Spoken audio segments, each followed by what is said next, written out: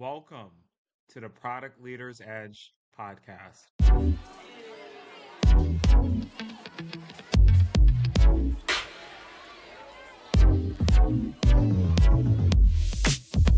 Artlist.io.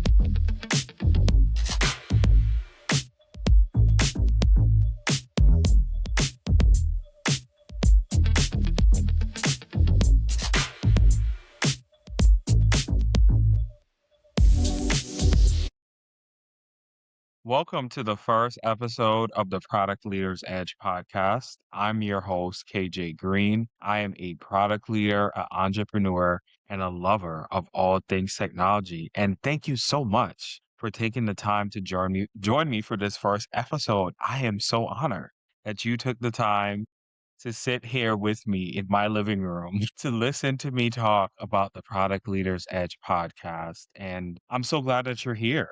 This podcast actually started about almost a year and a half ago in late 2024, early 2025. Before I get into the founding story, I just wanted to say, this podcast was supposed to launch back in July 29th of 2025. And I held back because that was my birthday. That's when I turned 31. But I held back because I wasn't actually ready to put this podcast out to the world because I needed to continue to define vision and to just put out work that was authentic to the person that I was becoming, the founder that I'm becoming. Yeah, I just went through a lot of life shifts in 2025, like nothing crazy, but just like a lot of resets, pruning, just really getting settled into living in the New York City metropolitan area. And I just had a lot going on. So I had to put things on the shelf for now. So I'm here, I'm back. I'm actually re recording the episode because I had recorded this episode one. And after going through future recordings after that with guests, I just realized, I sounded real cringe. So I need to re record just to have a voice that's authentic to me. But I'm here pulling up my notes here. But essentially, the Product Leaders Edge podcast is going to really fold into my weekly Tech Tuesdays with KJ platform on LinkedIn.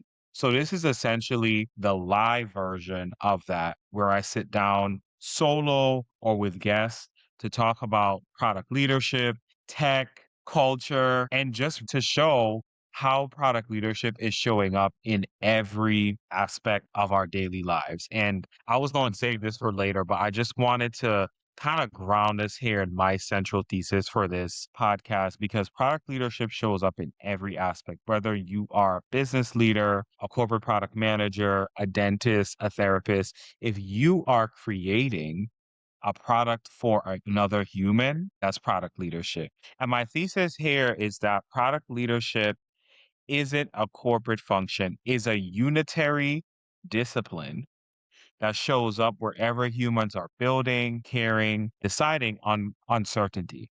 Product leadership is a unitary discipline that tech formalized, but not necessarily invented because we were doing product leadership from the beginning of time. Tech just, again, formalized it, put it into mass production as these tech companies were growing, the Amazons and Microsofts of the world, as they were growing, they put product leadership thinking into the mass market. But it's been here for decades way before these companies were even thought of. Taking us back, I think product leadership is bigger than a job type, right? Product leadership is not confined to your corporate 9 to 5.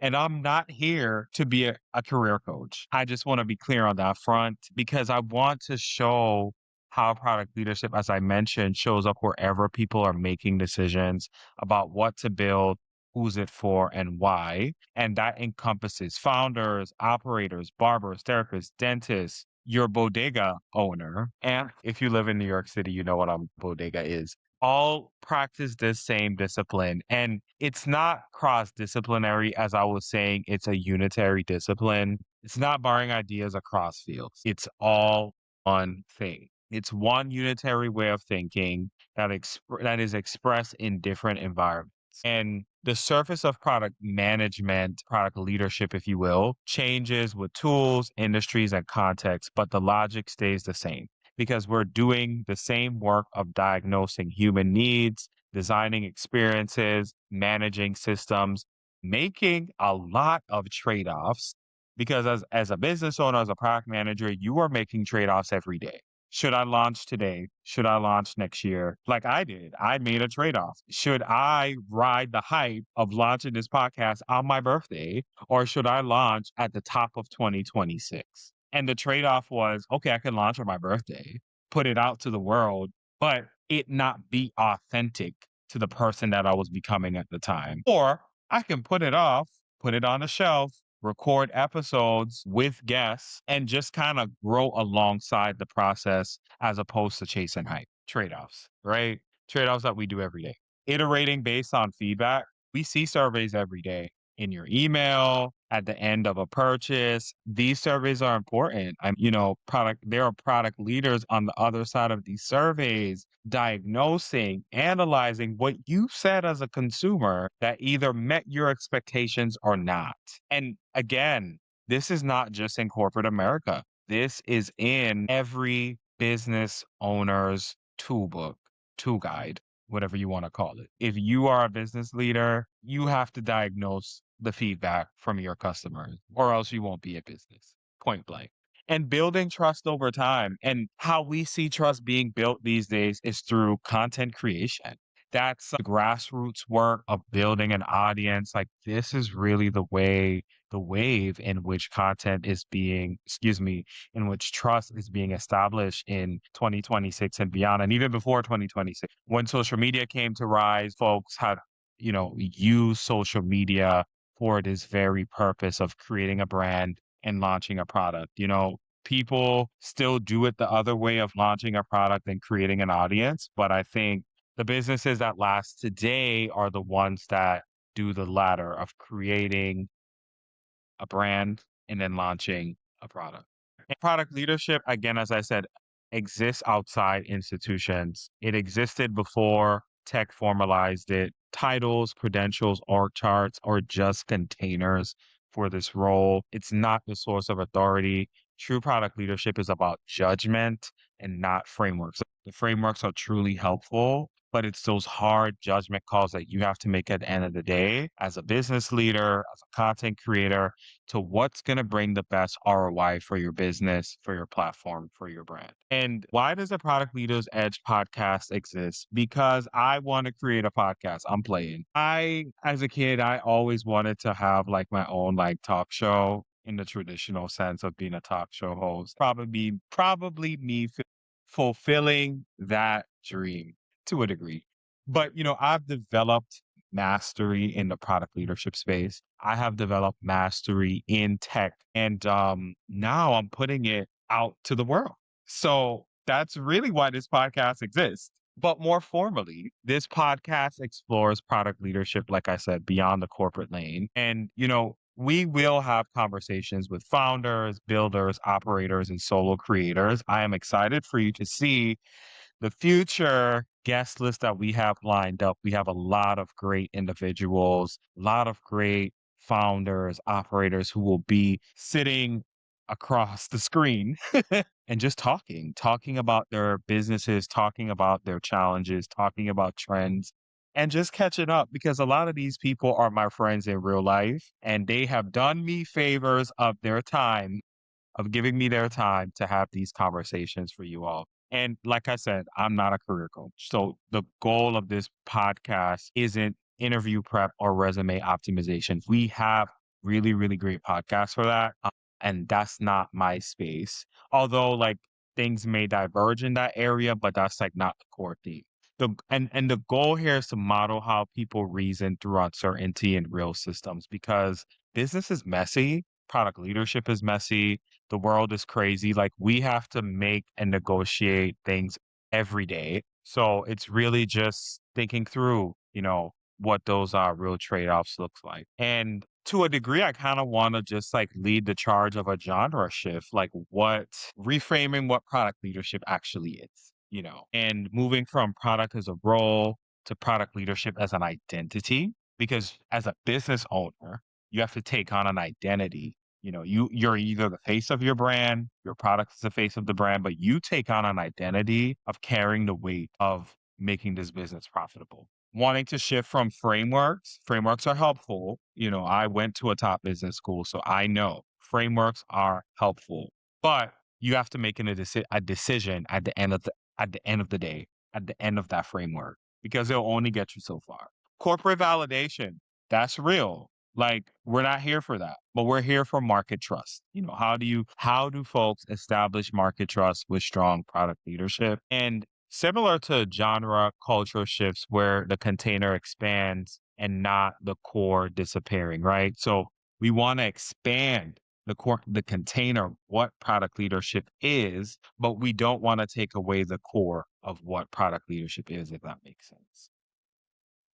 So, like I said earlier in this episode, this podcast is actually connected to the work that I'm already doing. And I'll go into my formal introduction of my background and such, but this work is part of a larger ecosystem. Like I said, this will be the live version of my already established year-long platform, Tech Tuesdays with KJ, for those who have supported Tech Tuesdays with KJ from the very beginning. Thank you so much. I really appreciate all the likes, comments, shares, the DMs of the questions that you have or the opportunities that you want to share with me because you appreciate the work that I do every week to bring product leadership to light on the LinkedIn platform. Also, this podcast itself is the live version of that. I also do have a newsletter called the Inside Solo Star newsletter. It's titled Solo Star by KJ Green on Substack, but formally the name of the newsletter is Inside Solo Star.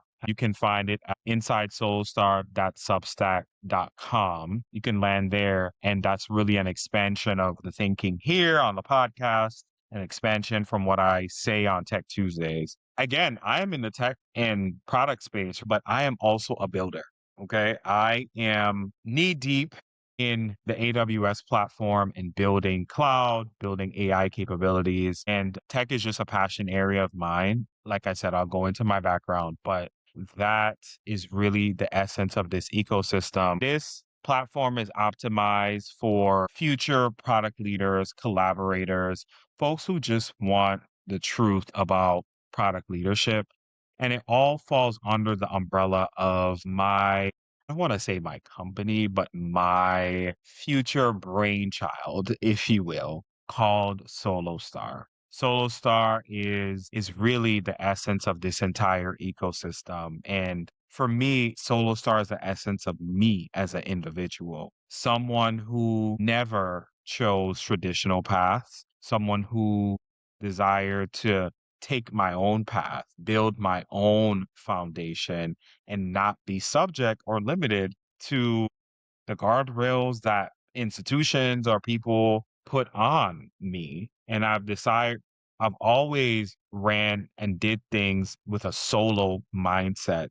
Obviously, not going off the rails here, but that's essentially where how Solo Star came to be. And it's really the platform and ecosystem that all of my work flows through. I just want to give an introduction on myself. Like I said, my name is KJ Green. I grew up in the early 2000s. Okay. I grew up when tech was still, I won't say forming, coming real. When the internet came out, humor me for a little bit. If you're a millennial, Gen X, boomer, when the internet came out, it was a crazy time. Similar to what we're going through now, but the shift of just human intelligence shifted immensely with the advent of the internet and the internet becoming mainstream to everyone to be able to use. So I grew up in that era. I am a younger millennial and I am probably a part of the last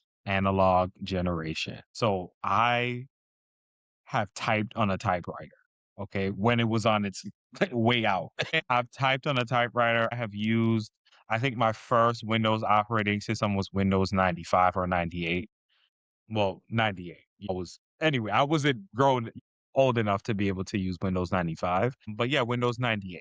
So, and I, saw the internet grow. But when I tell you, I've just seen so many shifts, technology shifts in my lifetime. And I grew up in the time of LimeWire. If you raise your hand, if you remember LimeWire and all of just the music stream, just the change in how music was streamed. If you were in that era, you know how music changed so much. Not necessarily the sound of music, but how the accessibility of music. I remember downloading off of LimeWire. We all did it. We all did it. There's no shame here. Downloading music on LimeWire.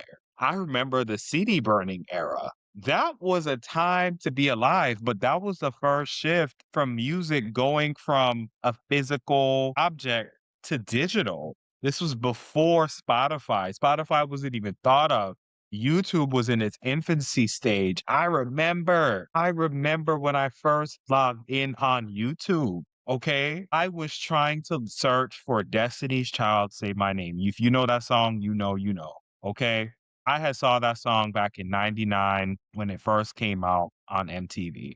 And I was trying to find it on YouTube. But if you have dial up, you know it took forever. And dial up, the sound of dial up, getting on to dial up, we came from an era where the appreciation for technology that I have is at an all-time high because it was not as accessible or easy to use. Things were slow. I remember that video took almost a day to load on YouTube. This was the early days of YouTube. Early days of YouTube. I grew up in the early two. I had a Razor flip phone. It was nice. I liked that phone. That was probably my first phone. What else? I saw the smartphone come to be in seventh grade in 2007 when Steve Jobs really had that great and grand announcement for combining the iPod, and a phone into one. It's the iPhone, right? I lived through the 2010s era where after the iPhone was released, got through the 2008 recession. I was in eighth grade at that point. Please don't clock my age. Okay? I was in eighth grade at that point. Obama became president. First black president of my lifetime. We got to see the first black president. When I tell you millennial, we have lived through it all. We have lived through a lot. 9/11, first black president, '08. But going into the 2010s after the iPhone, I was in that era in high school where everything Wi-Fi was first like more accessible. We got off of dial-up. Wi-Fi was accessible in your coffee shops, in your Starbucks or whatever. The Wi-Fi that you're using now was essentially an expansion that was put into place in the late 2000s to allow individuals to have access to the internet. Okay, so that got us into the app era. Oh my gosh, everything required an app. You had an app for your vacuum, you had an app for your toothpaste, you had an app for everything. And we wanted to put Wi Fi on everything. Wi Fi for the vacuum, Wi Fi for the dishwasher, Wi Fi for the stove, Wi Fi for the refrigerator. My gosh. Okay. Another bubble, right? Another bubble. The 2010s was like the growth cycle of tech, the growth. And for me, during that time, I was kind of on both spectrums of this. So I was in high school for part of it, and I was in college for part of it, and I was in the military for part of it, and I was also a professional for part of it. So the 2010s was like 2010 to 2019 was the majority of my early 20s. Okay. And I was growing alongside this hyper growth in technology and was able to work for one of the largest tech companies you can look on my LinkedIn and see in the world. And this was the time when they were going through their hyper growth phase, right? But 2019 was actually, if we're being real, like the last normal year. That was the last normal year of life in tech. It's crazy now because I'm seeing on social media everyone having these 10-year remembrance posts of 2016. Because 2016 was a time, that's when I graduated college, excited out of the world, go ready to start my career. At that point, I was in the hospitality industry, starting my career in Atlanta, Georgia. 20 was a golden time. That was like the last time before life got hyper fast. hyper crazy. Social media was on matured-ish at that point towards the late 2010s, but I think to a degree was still kind of contained. Okay, now we let, COVID era, the world shut down, things got crazy. We were home. We were home for a great amount of time. Tech exploded. We did have a minor recession during that time once like the shutdowns kind of happened. But after that, it was like hyper growth in tech through 2021. And then the bubble began to burst 2022, late 2021. Well, 2021 was like the hyper growth. 2022 is when it started to burst. And then ChatGPT came, and then that opened the floodgates to all things AI. What a time to be alive. That's the life that I live.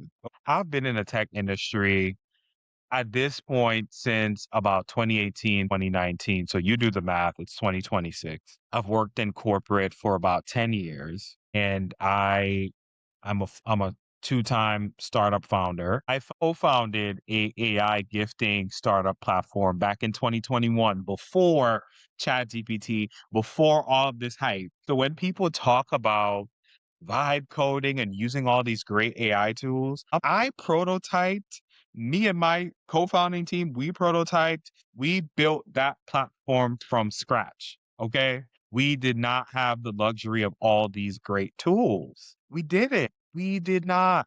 But you know what? It gives me appreciation for obviously the tools that we have today because it helps you to deploy and ship products a whole lot faster. To build that entire product from end to end, and at that point, it was just a website. It took like almost 6 months and a lot of investment. But now you can do that in a matter of minutes, really, on if you can vibe code well. I've seen a lot of shifts in the technology space. I've seen a lot of societal shifts in my years of living. And with that, I just want to bring just a realism of what I've seen to this podcast and wanting to bring on individuals who share the same vision.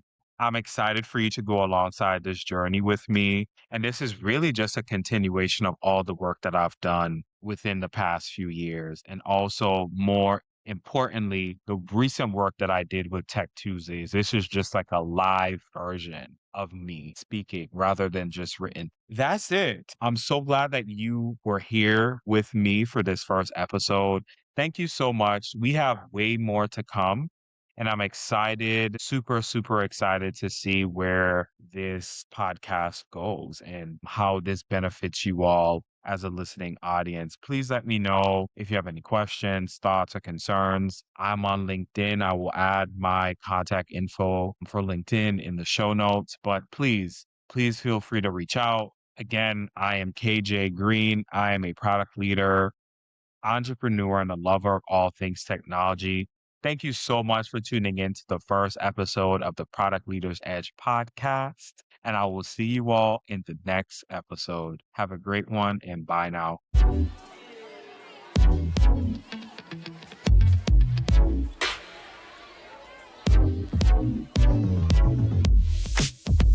Artlist.io.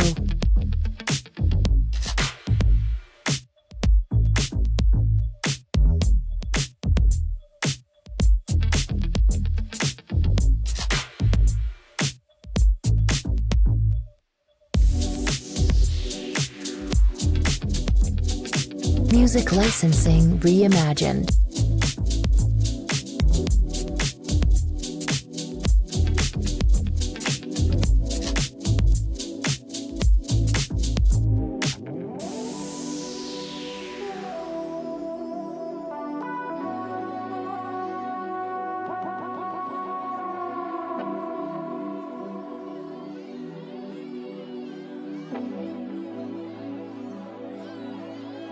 Artlist.io. The views shared in this conversation are my own and based on personal experience. They do not represent the views of any employer or any organization I'm affiliated with.